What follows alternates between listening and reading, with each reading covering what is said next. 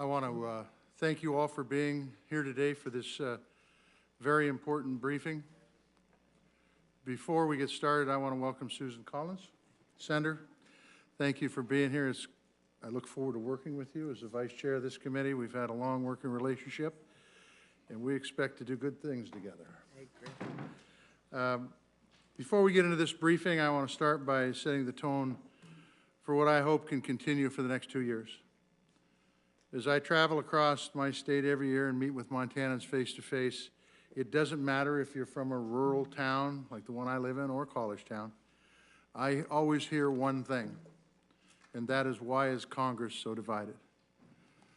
Last week was a sober reminder of just how petty and divided our politics have become. Make no mistake about it. What China did last week was completely unacceptable and a real threat to American sovereignty. It deserves a real response from a united America. I was very discouraged by some of the responses from elected officials in the House and the Senate that decided this was a great opportunity to score some cheap political points and get attention on social media. China is a real threat and one we need to take seriously, which is exactly why we're here today. Senator Collins and I were in touch throughout the day last week when the news broke. We listened to each other and we agreed we need to take swift action to make sure China's reckless actions received real attention, not political talking points. We are holding this briefing today because the American public deserves to hear from the Department of Defense, not play politics with our national security. I do not care who is in the White House. We will always do our job and we will always provide oversight. I trust that all of my colleagues here today recognize the importance of these jobs and need to work together to make sure that America is protected.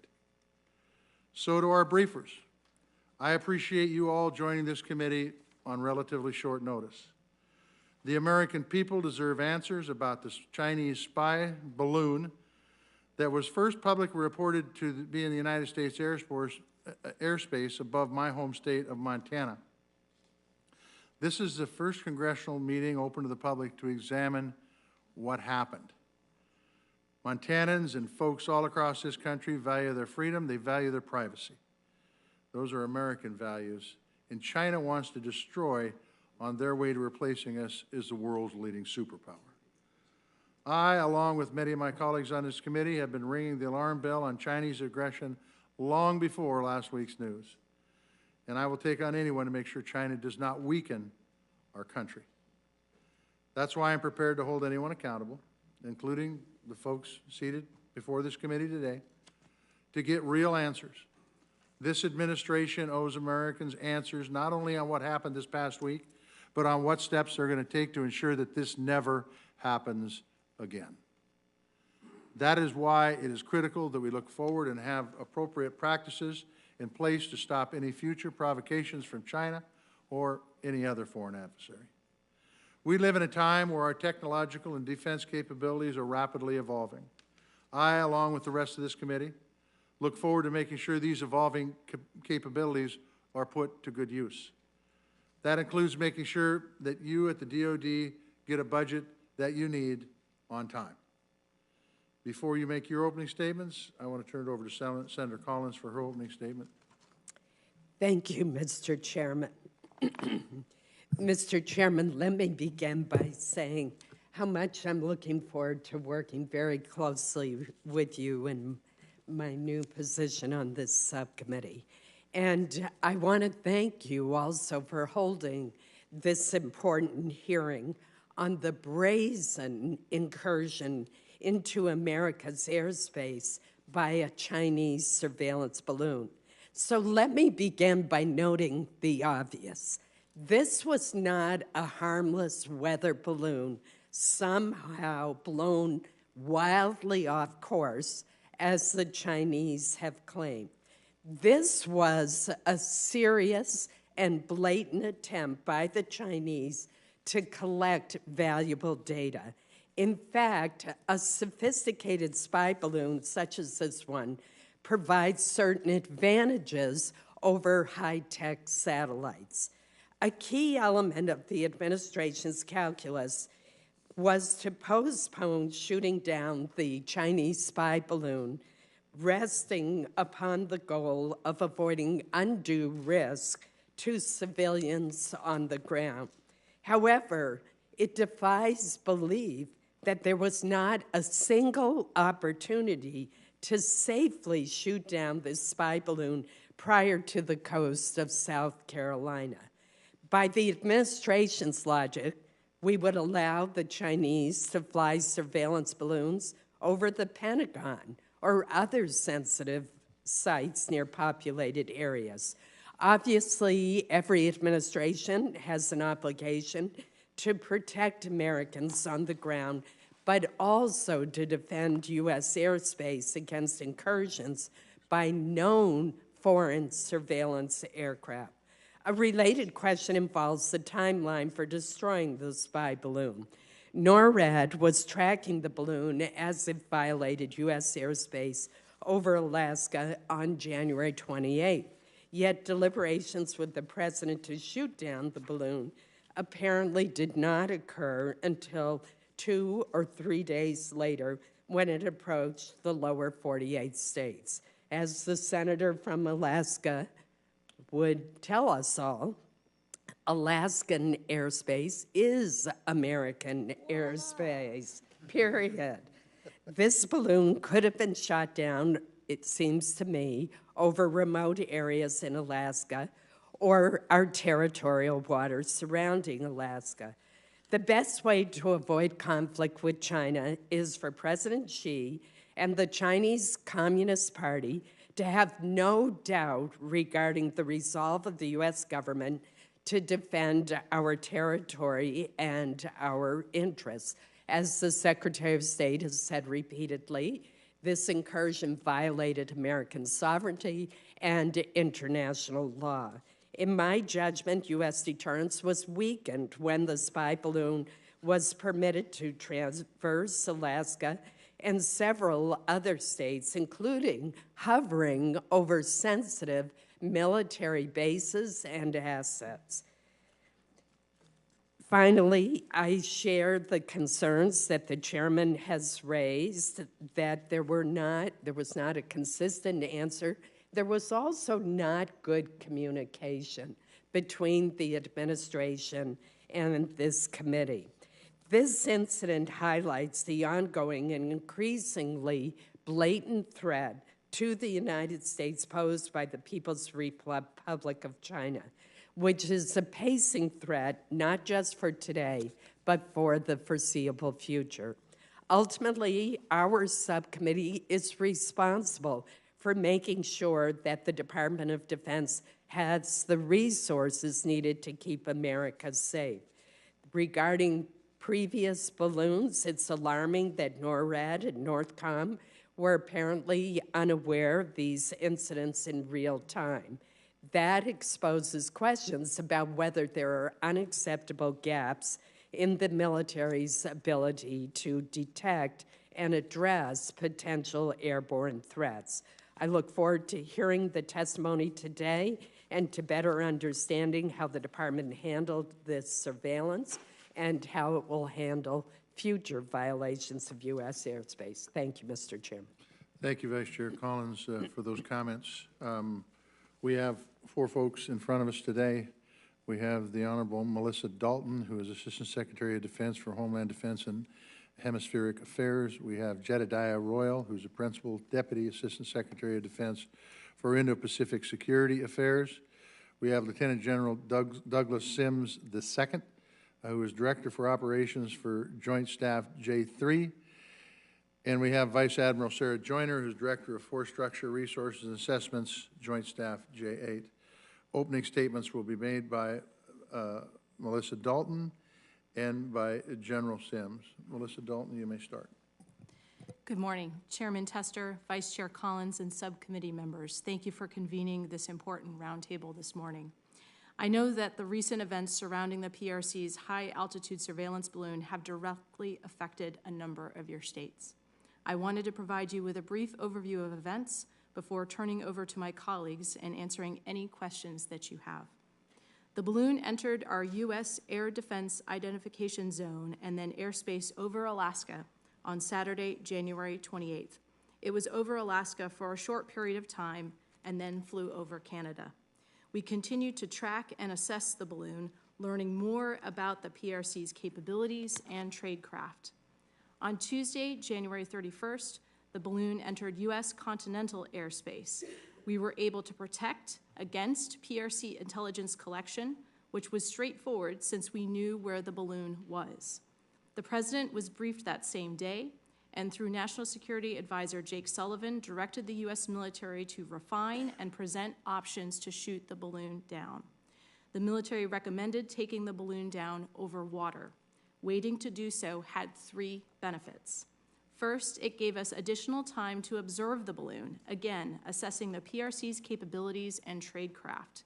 Simultaneously, we protected against intelligence collection, which again was relatively straightforward since we knew where the balloon was. Second, this allowed us to refine options and decrease the risk of debris causing harm to civilians.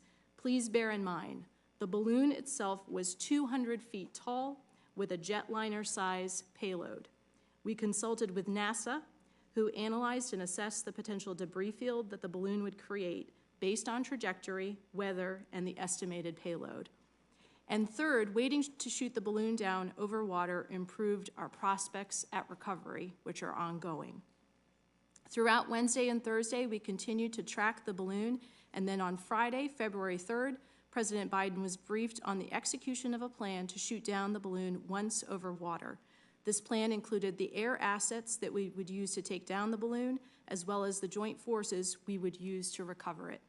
He approved the plan, and throughout that night, National Security staff and the Department of Defense, including Joint Staff personnel, worked to ensure this mission was successfully executed. Throughout the night, as the President had requested, National Security Advisor Sullivan provided him with regular updates.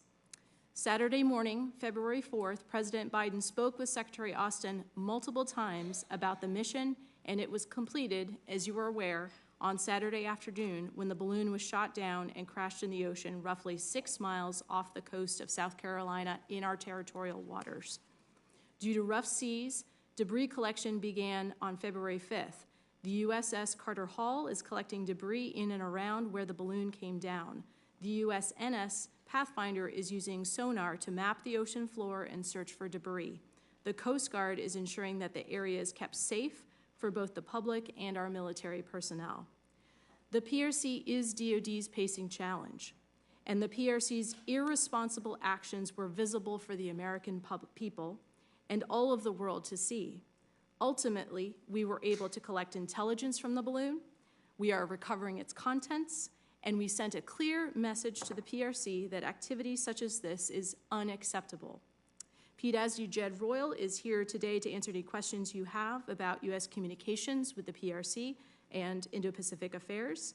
We thank you again for convening this morning's roundtable, and I look forward to answering your questions.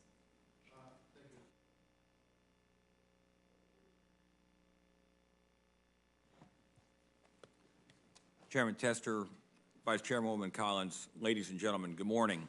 I appreciate today's opportunity to update you on the U.S. military efforts related to the recent high-altitude balloon from the People's Republic of China. As Ms. Dalton noted, we acquired the balloon on January 28th. Following the radar acquisition of the balloon as it approached Alaska, and given the determination the balloon was not a threat to U.S. citizens or aviation traffic, and the lack of its ability to conduct significant intelligence collection at that time, the NORAD Northcom commander assessed and reported he would continue to observe and report the balloon's movements. He advised the chairman of the Joint Chiefs and the Secretary of Defense, who ensured the appropriate senior leaders were aware of the ongoing situation. As the balloon crossed through Canada and approached the United States border, the assessment for potential intel risk to sensitive critical U.S. sites in the upper Midwest increased, and the President asked for kinetic courses of action. In determining potential options, the risk of Chinese intelligence collection was deemed to be low to moderate, while the risk to U.S. personnel on the ground was assessed at moderate to significant, given the various debris field models combined with potential weaponeering. As the assessment for risk to U.S. personnel outweighed the potential intelligence loss, the recommendation was made to shoot the balloon down over an area that minimized the risk to U.S. citizens. That location was in the U.S. territorial airspace and waters off the South Carolina coast. The recommendation was approved by the President and executed by the NORTHCOM commander using an F-22 Raptor on February 4th. The decision to shoot down the balloon in waters off South Carolina is allowing for the recovery of the balloon and its materials and the opportunity to gain additional intelligence insights on Chinese balloon and surveillance activities. It is important to note, at any point along the balloon's path, the U.S. military possessed the authorities and the ability to shoot down the balloon in defense of our citizens. I look forward to your questions and appreciate the chance to be here today. And I should add that Vice Admiral Joyner, the Joint Staff J8, is here to address any resourcing questions, and I'll do my best to cover operationally related items. Thank you. Thank you for testimony, General Sims. There will be questions. In my particular case, you can direct them anywhere you want to answer them. And keep in mind, at 11:30, I think we have a classified briefing in the SCIF for all the senators, so we're going to try to be prompt. So the first question I have is, when this entered U.S. airspace, did we know what the Chinese were trying to collect? Do we know what they were doing? Do we know what they were trying to collect? Senator, thank you for the question. As the NORAD NORTHCOM commander has said, when the balloon entered North American airspace, NORAD had custody of it and was tracking it closely. Yep. As it transited across Alaska through Canada, which is, of course, part of NORAD, and we were sharing intelligence of real time and tracking and assessing with the Canadians. And as it entered the continental of the United States, we were able to track and assess and better understand. I got the tracking, and I Yep. got that. I want to know if we knew what the Chinese were trying to collect with that balloon, with that reconnaissance balloon. Jed, do you want to jump in? Yeah, Senator, thanks for the question. We can probably get into details more in the classified setting. You can just say yes or no. Sir, You don't need to get into specifics. Just, did we know what they're trying to collect? Yes or no? yes, sir, we understand that this is a part of a broader suite of operations that China is undertaking. So we knew what they were looking for. Sir, I think we should talk about this more explicitly in the classified session, but yes, sir, we understand that this is part of the broader suite of operations that China is undertaking to try and get Okay. better understanding of U.S. I got it. Sir. I mean, there's all sorts of suites of operations we have with what's going on in outer space and everything. But the question is, did we know what that balloon was trying to gather? Do we know what information it was trying to gather from the United States? It didn't fly over us by accident. It was intentional. Do we know what the Chinese Communist government was looking for? Senator, we have some very good guesses about that, and we are learning more as we exploit the contents of the balloon and the payload itself. Okay, so it has been brought to the attention, not in classified session, but through the news, that this isn't the first time this has happened. This has happened several times before. My question is if we waited to shoot this one down over water, why didn't we shoot the last ones down over water? Senator, I'll take that question. We are learning more about the balloon program. We are more aware of this balloon program in recent months than we have been in the past.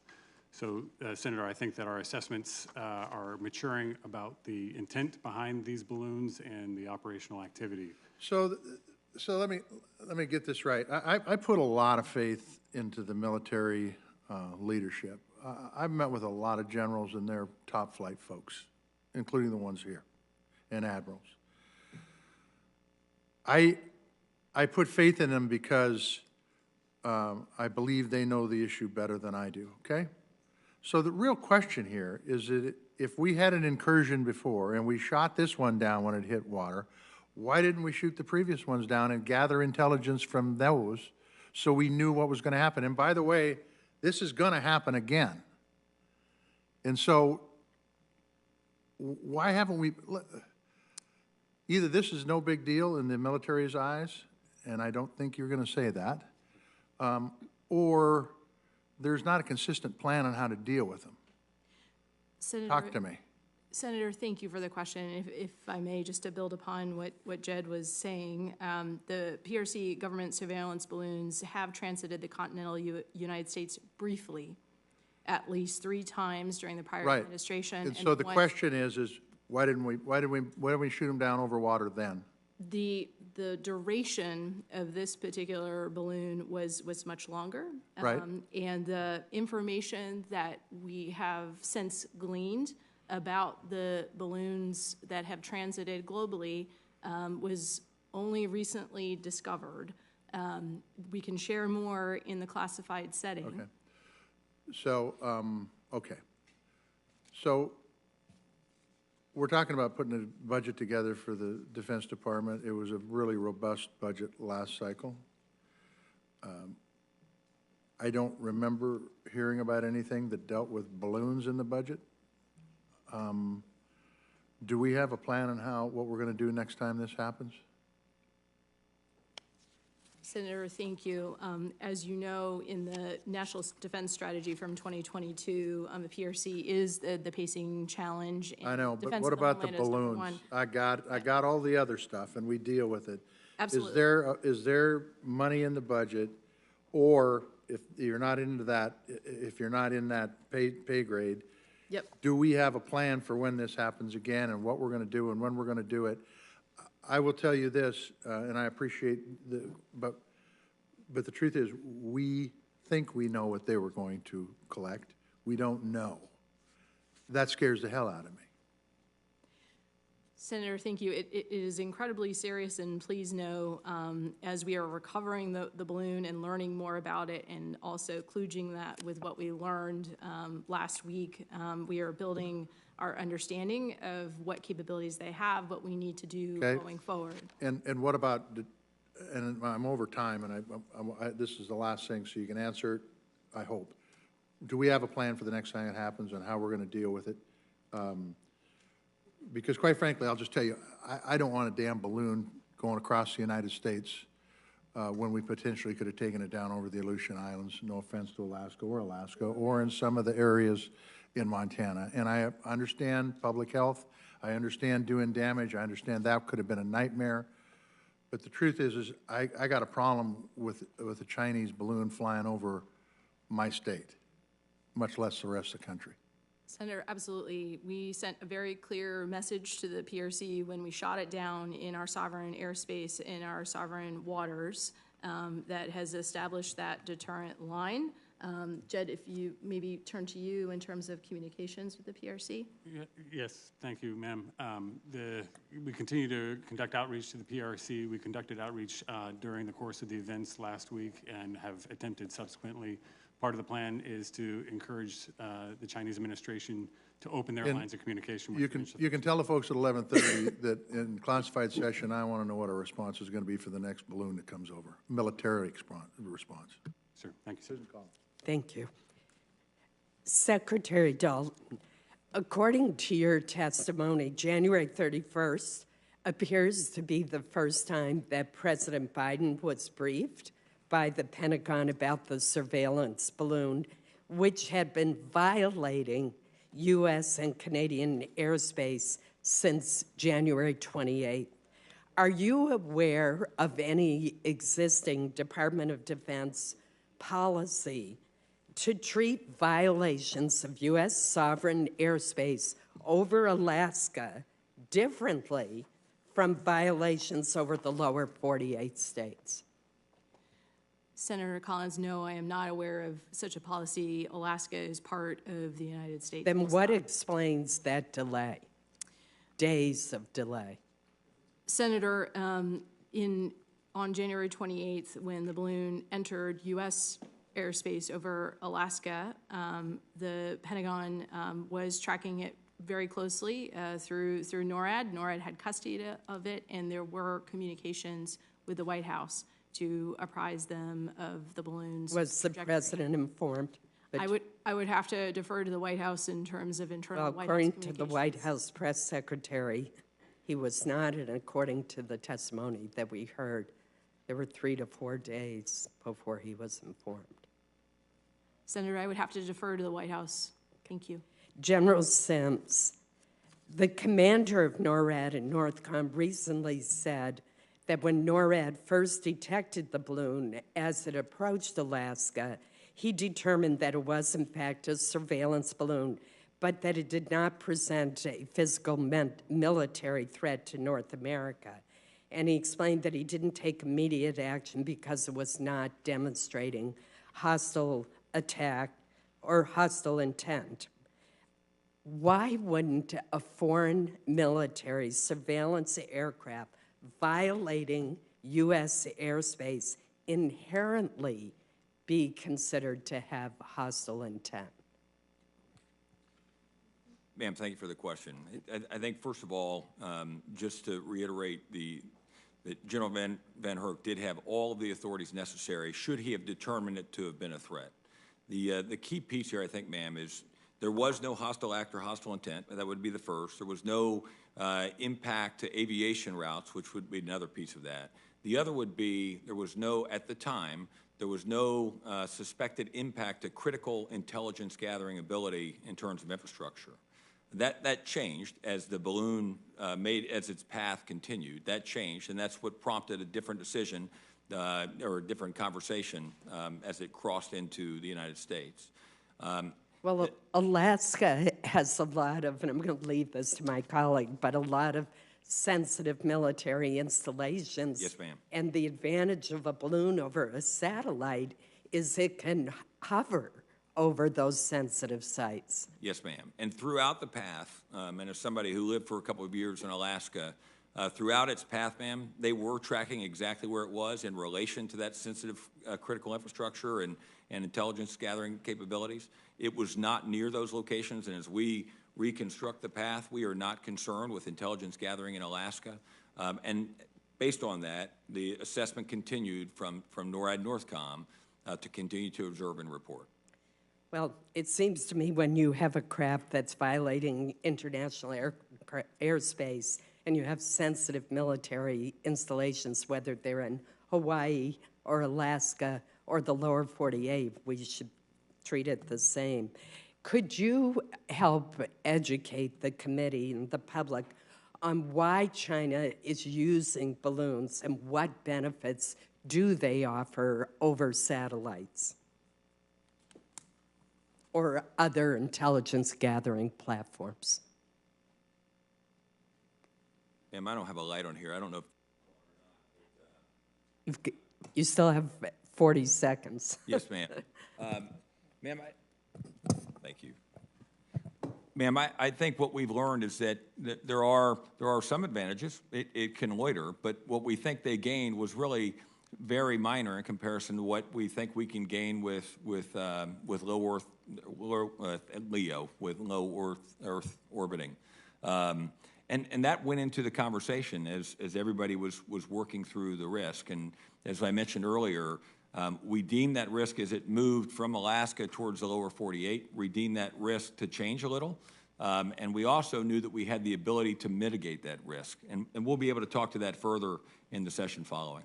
But just to end, former Air Force General Charlie Moore, who is Deputy Commander of Cyber Command, just has pointed out that if you have a balloon that's moving extremely slowly, you have a persistence that you can't get from a satellite. Senator, if I may, just to add, because we knew where the balloon was tracking, we took measures to protect those sites per established protocols. That included sensitive communications and covering up certain facilities. Thank you. Thank you, Senator Collins. Next, we have the Chair of the full Appropriations Committee, Senator Murray. Well, thank you very much, Senator Tester, for holding this briefing. And I just want to say that the Appropriations Committee is really lucky to have you at the helm here on the Defense Subcommittee, and I look forward to working with you and Senator Collins in this Congress. I want to start off by echoing what Senator Tester said earlier, and I will tell you, as chair of the Appropriations Committee, I appreciate all of you coming before us today, but on issues such as this, especially for senators whose states were affected, I expect this administration to be timely and straightforward with information.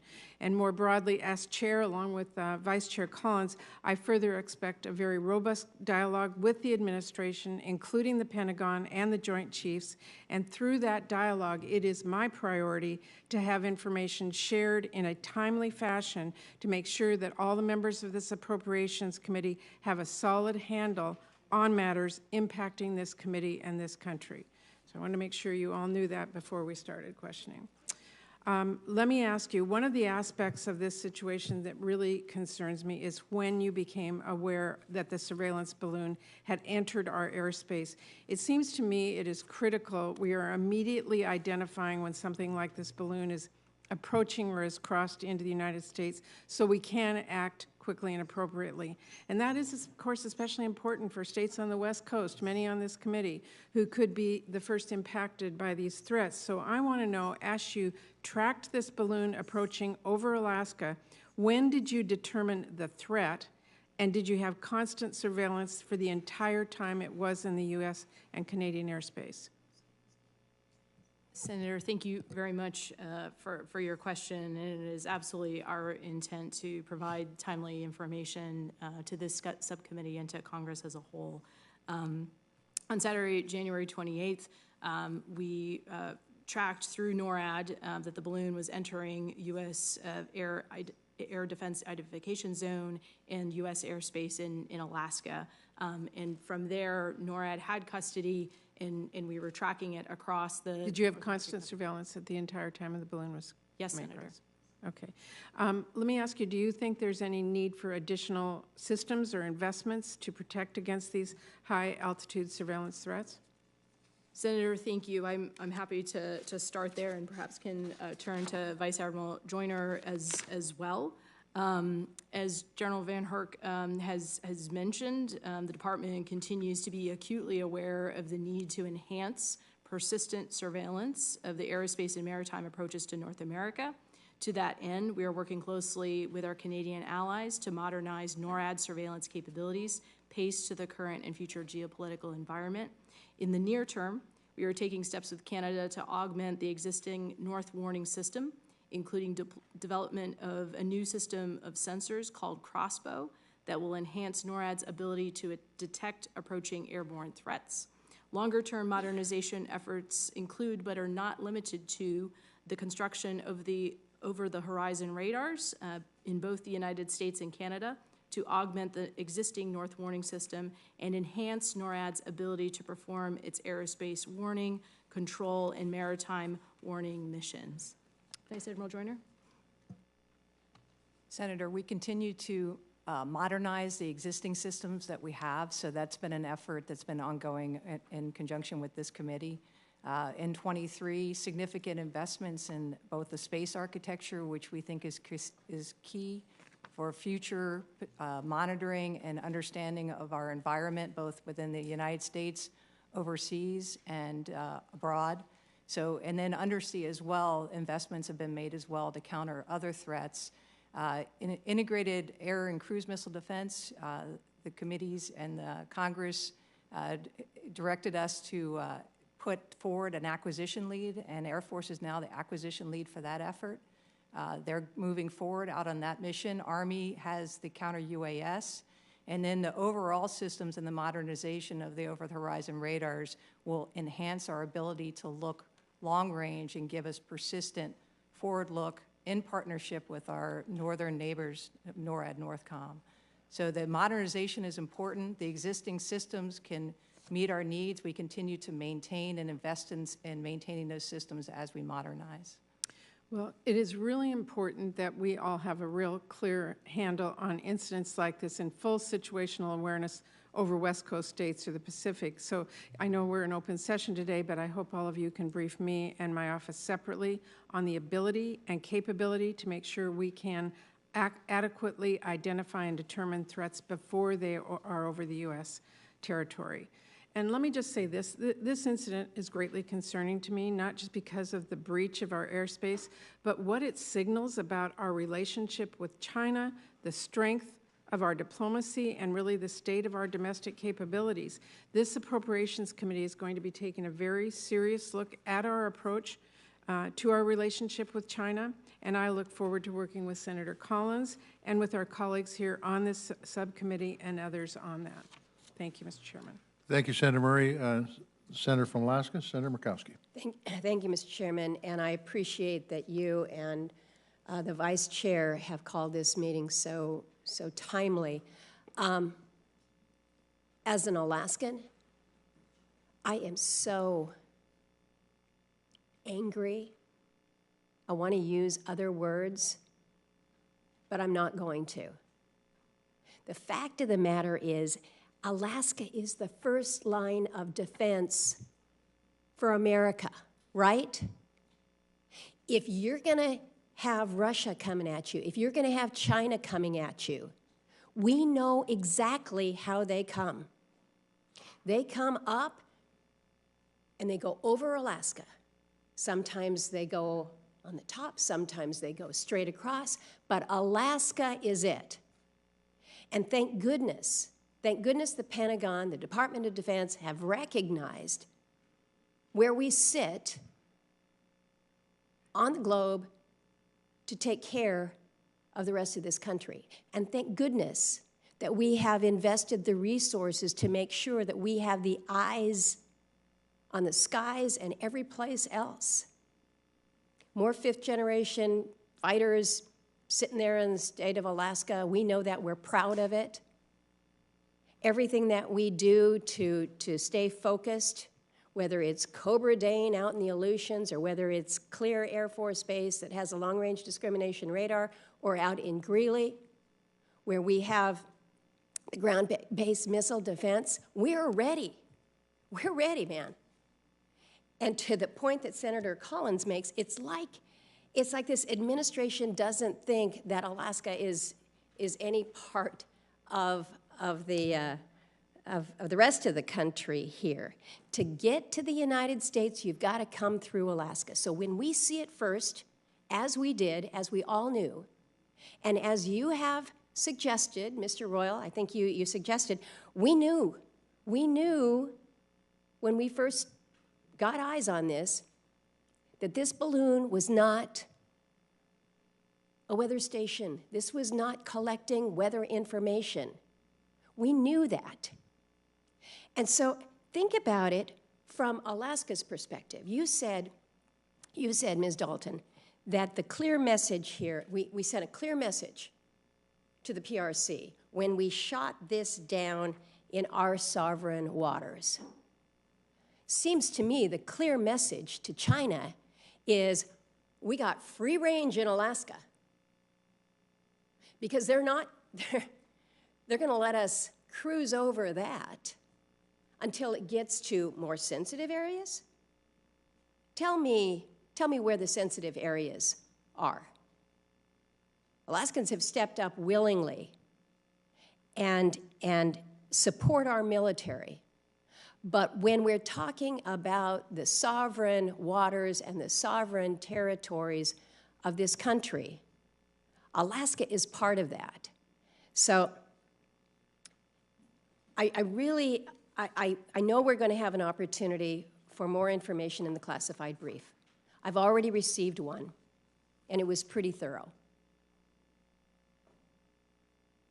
And I think that the American public deserve more than they have seen in terms of transparency about why this spy balloon was allowed to spend 2 days over our waters and over the state of Alaska, the state that is the guardian for everybody else. And you're saying that at that time, there was not a threat to Alaska citizens or assets that we have, and that the risk assessment rose later as it was coming into the rest of the lower 48 there. You know, at what point do we say, a surveillance balloon, a spy balloon coming from China is a threat to our sovereignty. It should be the minute it crosses the line, and that line is Alaska. The question that I have, and I apologize that it's taken me this long to get to the question, but I'm really concerned about what we have identified as these data gaps.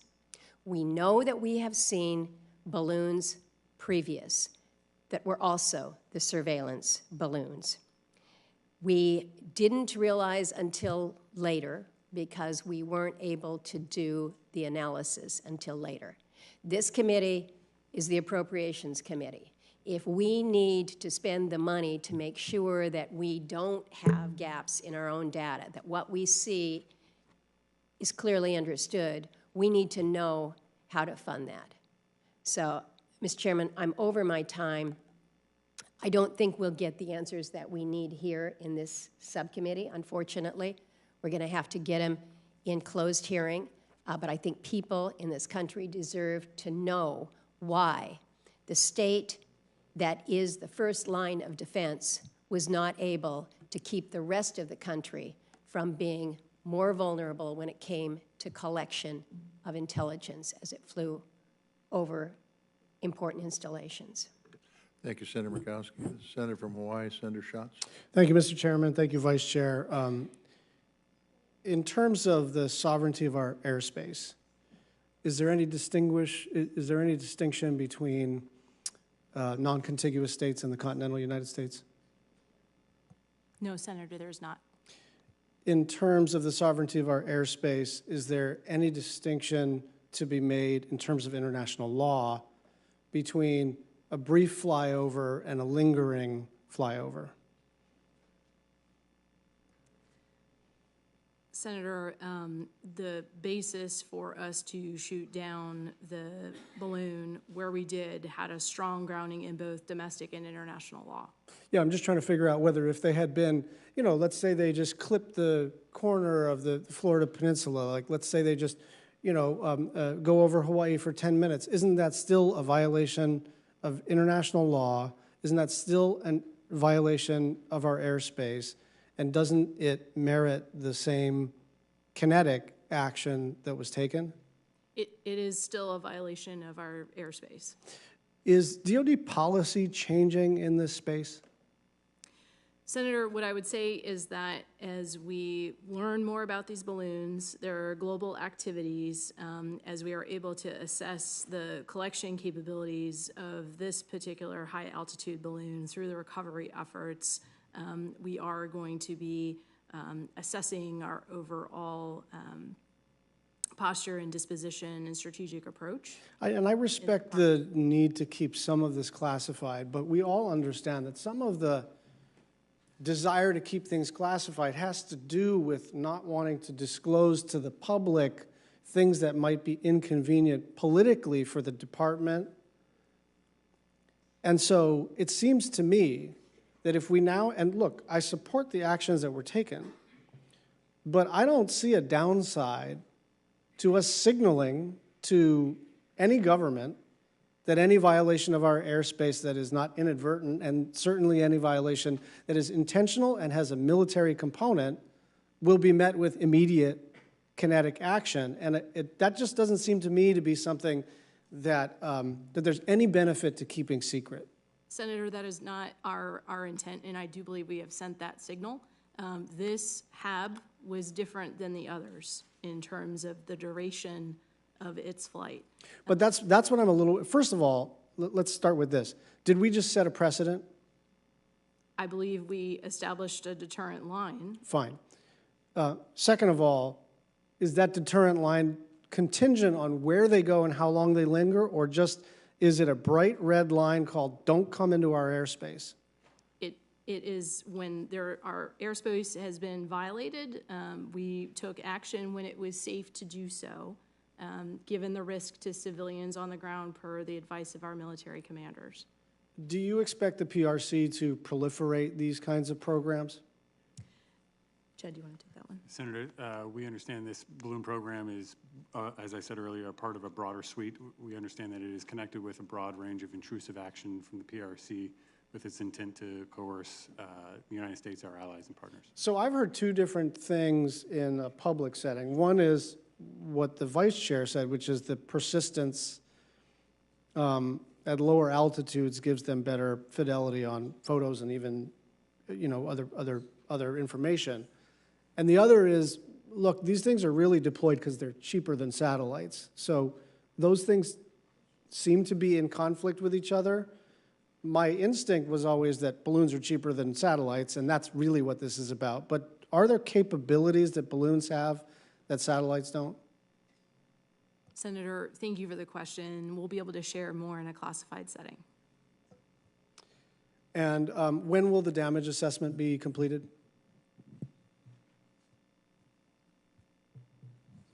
Thank you. So that's ongoing now. We continue to recover. We recover pieces each day. I think we're thinking days to weeks in terms of everything, but it does continue in conjunction with the FBI. So I would like to offer a military perspective to your comment about. Sure, you have kinetic 22 action. seconds. Yes, sir. So I think having been in places where once you take a shot, you can't get it back, I think it's important for us to remember that if we establish that precedent may be we may meet the same precedent, in which case, as opposed to thinking and looking and then reacting, we may create something in which we are, is to our detriment. Fair enough. Senator from North Dakota, Senator Hoeven. Secretary Dalton, I just was listening to one of your responses and then spoke with Senator Murkowski. If you had the opportunity to shoot the Chinese spy balloon down either over the remote mountains of Alaska or over water near Alaska, why didn't you? Why is it okay to have the Chinese fly some type of aircraft over Alaskan airspace? Sir, let me walk water to land first. The first would be, in terms of the water, General Van Erck again assessed that it was not there was no hostile act, hostile intent, or potential impact to critical intelligence capabilities. More so, he was continuing to characterize the system. And it's for us now, looking back, there is an assertion that we were absolutely certain that it was, in fact, conducting surveillance or intended to go in a certain space, and we'll talk more about that in the next session. But those were thoughtful actions. The other piece I would add, over the land of Alaska, you know, sir, we spend a lot of time, as you know, determining where we will take a shot in combat when we're fighting people who are fighting against us. And we work our way to a near zero probability of collateral damage when we take that shot. Although Alaska is in places not as inhabited as other places, it is inhabited. And at that time, we didn't understand through the modeling, if we shot that, what it would do on the ground. Ultimately, it came back to maybe a 20-mile by 20-mile piece of ground. And without being able to clear that, we wouldn't do that in combat, sir. And I think in this case, we certainly didn't want to take that chance with Alaskans or any other Americans throughout the flight path. So we created a situation now where our adversaries are going to kind of try to figure out what they can and can't fly over our airspace. Well, maybe a balloon. What are they going to try next? UAV, UAS? Or, I mean, is that where we're at now? They're going to all try to figure, I mean, the Russians test our airspace all the time, and you scramble fighters to interdict them because you're saying nothing can fly over our airspace. That's sovereign airspace. So now we're in a new day where our adversaries get to try to figure out what you're going to let fly over and what you're not? No, sir. Sir, I think, and kind of back to Senator Tester's earlier comment, I would say, first of all, we are certainly grateful for the support from this committee and for your trust, sir. I would tell you that throughout this, General Van Erck and the men and women who were serving under him had American safety in mind throughout. And at any moment, had it presented some sort of intent to hurt Americans, they would have taken that balloon out of the sky. It would have happened. I would tell you that is the same should something else happen. General Van Erck, the rest of the military stands ready, whatever threats come. But we do expect that they will assess and report. And in this case, sir, he assessed and reported based on the intent and based on where it was at the time. So there's some things they can fly over or near Hawaii. There's some things they can fly over Alaska, but maybe not over California or possibly over Montana or North Dakota. It's just kind of, you know, you decide based on the circumstance. Doesn't that create a situation where our adversaries are going to test what you think can and can't fly over different, or proximity to different parts of the country on a regular basis? Senator? And is that good? How are you going to prevent that kind of thing from now being tested, you know, even more than you already are? And you're going to be are you going to start making subjective decisions about different types of aircraft and what proximity and where they can fly, what states they can and can't fly over, or Guam, or, you know, pick a spot? This is where it seems to me we're getting into a dangerous place in terms of how this was handled. Senator, if I may, this flight was different than all the rest, and that's why we took the action that we did. To the question of building upon General Sims' notes about why we didn't take it down over Alaska, a key piece of this is the recovery. For us to be able to exploit and understand this balloon and its capabilities fully, if we had taken it down over the state of Alaska, which is part of the United States, it would have been a very different recovery operation. As Senator Murkowski knows, the water depths offshore, the Aleutians, at 6+ nautical miles go very quickly from about 150 feet to over 18,000 feet near the Bering Sea. The winter water temperatures in the Bering Sea hover consistently in the low 30s, which would make recovery and salvage operations very dangerous. Additionally, the northern portion of the Bering Sea has ice cover, which can be extremely dangerous, which would induce additional risk. So again, a key part of the calculus for this operation was the ability to salvage, understand, and exploit the capabilities of the high-altitude balloon, and we look forward to sharing that with you in a classified session and also openly as we learn more. With the indulgence of the chairman, just finishing up here, those are the kind of things I think are important. People want to understand that. People support our men and women in uniform. We appreciate what you do. We owe you our lives, and we are deeply thankful for that. But Americans don't understand this situation, and so they need to understand why the decisions were made that were made, and you know whether or not that is what is best for national security. And just the final quick question is, could that balloon not be forced down some way other than shooting it down? Obviously, we have aircraft that can exceed that altitude, and so that just a final question: couldn't that have been forced down some way rather than shooting it down, which would have, in a lot of ways, been better? You avoid the risk to people on the ground, and you get it intact. Yes, sir. Sir, and we'll talk in the next session, I believe, about some thoughts. We didn't have the ability to capture the balloon or bring the balloon down with a particular munition that we thought would make it less dangerous. And quite frankly, we didn't know where it would go if we were to somehow impact its flight path at that point. In terms of our ability to control it and what it would do if it hit the ground. But that's a great question, sir, and I think we'll address that greater in the next session. Thank you.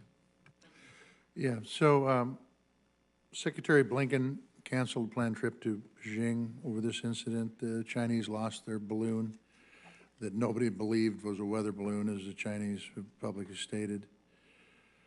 Is in your estimation that this was an error by the Chinese government, or was this planned?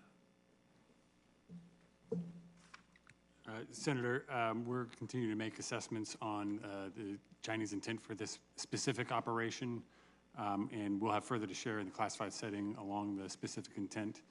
I think it would be false to try to characterize this operation as purely a mistake. My understanding, sir, is that this is consistent with a broader set of actions China's undertaking to intrude our sovereign territory and those of our allies and partners. So, generally speaking, as this balloon went over Alaska, Canada, and the United States, who got the most information out of this, the Chinese or us? Sir, I don't have a judgment or evaluation to pass along those lines for you right now. I do believe that the United States collection on this particular balloon and on the broader program is ongoing and is significant. Okay. Senator Hoeven said something that is true not only for the American people, it's true for us. We don't understand.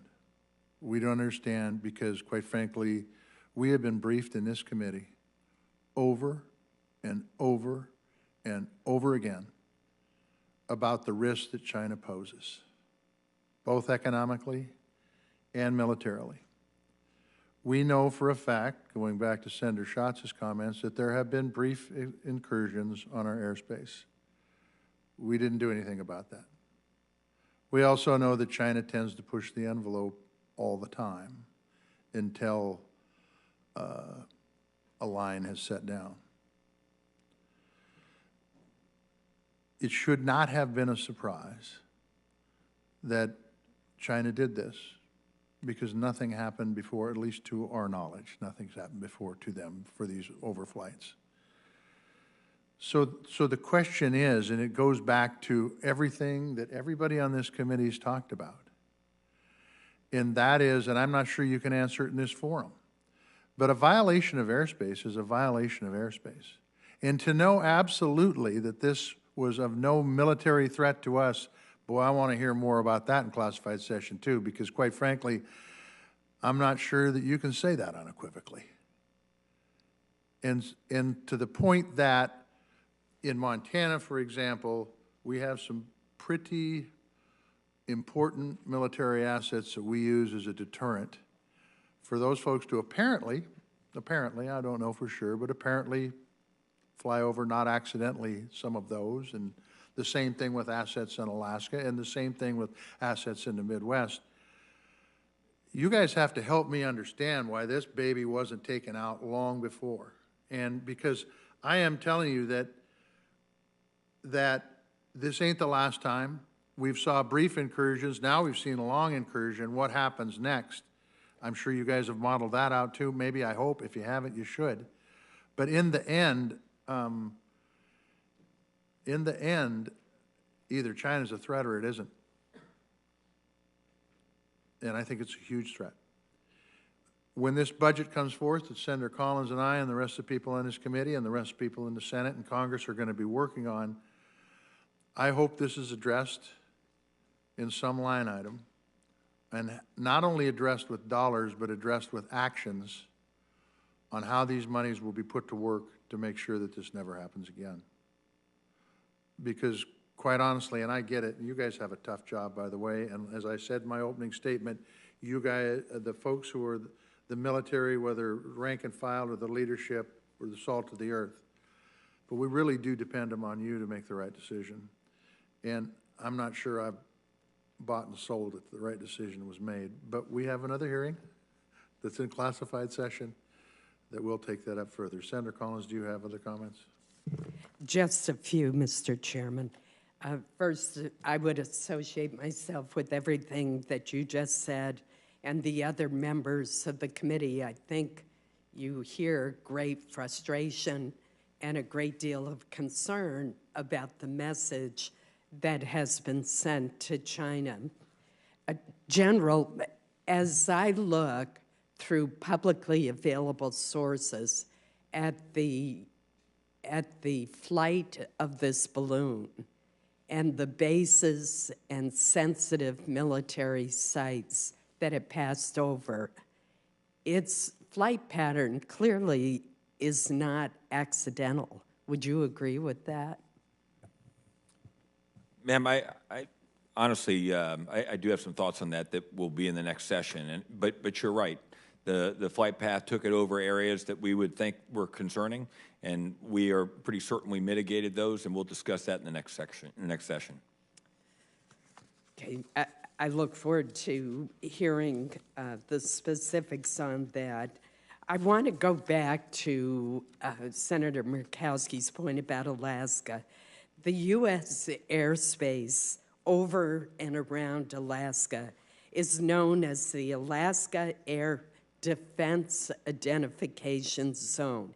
It is a huge swath of airspace that includes the airspace over territorial waters, military training ranges, and very sparsely populated areas. And that is why it is so hard for us to understand why the balloon wasn't taken out over Alaska. It's sparsely populated. There are territorial waters. It's a huge defense identification zone. It has bases. It has sensitive aircraft. It has military equipment that is of great interest to the Chinese for the exact reasons that Senator Michalski said. And yet, the statement was made that when the balloon was over Alaska, it did not show evidence of hostile intent. Help me understand that. Why was it there? Ma'am, while it was in Alaska, we were characterizing the balloon. I would tell you, one of the things I think that's very different from our country than, and you can look at historical examples, is we think before we shoot. And in this case, we thought before we shot. And again, we'll talk more about it in other sessions. I think that is something that, as someone who flies around, and Admiral Joyner certainly more than I, that we would appreciate of the rest of the world, that they would think before they shoot. Once you shoot, you can't take it back. Ma'am, I'll be quite honest. As an American, I understand the impact and the unsettling feeling that's here. As someone in the military who sees that the other side of that, I am very confident in the authorities that were granted to the NORAD NORTHCOM commander to make decisions here, that the decisions he made were in the best interest of the United States and our citizens, as were the decisions of our senior leadership, and we'll present more of that conversation in the next session. I'm not implying that we want to be anything like the Chinese government in asking this question. But do you think if we had an American surveillance balloon going over sensitive Chinese military sites, that the Chinese government would have for a minute hesitated before taking it down? Ma'am, I'll not answer on behalf of the Chinese, but I think as an American, if I was flying in that direction, I would hope that they would think before they made a decision. Well, I got to tell you, I would think they would not hesitate if we violated their territorial airspace to disable and take down our surveillance platform. Thank you, Mr. Chairman. Thank you, Senator Collins. One of the things that was brought up, and then I'm probably going to wrap it up unless you have more, Susan Collins, is that you spoke about communications, Mr. Royal, with China. Could you give me a brief update on where we're at from a communication standpoint with China? Is it totally cut off, or are people still communicating and talking? Sir, with respect to this particular operation, we engaged China on an urgent matter during the course of our observations of this particular operation. Subsequent to that, our diplomats engaged to make sure that the Chinese knew that the Secretary Blinken's trip would no longer be possible under the current circumstances, and then further engaged the Chinese subsequent to the successful downing of the balloon to make sure they understood what activity we were undertaking and why we did that. I will say more broadly, sir, that it's really important during moments like this that we maintain open lines of communication, and unfortunately, the Chinese administration has declined a request from Secretary Austin to communicate directly with his counterpart in China. We believe that China needs to be more responsive to the United States when it comes to requests for further communication. I couldn't agree with you 100%. And the fact is, they're the ones that violated our airspace, and they should be open to communications because it was a serious violation, and thinking everybody's opinion. We appreciate you all being here today. We appreciate your answering the questions and your testimony. I think this was helpful as an initial conversation, but I will tell you that knowing Susan Collins very well, oversight isn't going to stop here. We've got important responsibilities in that vein, and we will continue to do that, whether it's on Chinese threats to our airspace or any other thing that deals with the Department of Defense. And so with that, thank you for the work you guys do every day. This Defense Subcommittee will reconvene on Tuesday, February 14th at 10 a.m. for a classified briefing to discuss other Chinese threats to the U.S. homeland. Thank you all, and we stand in recess.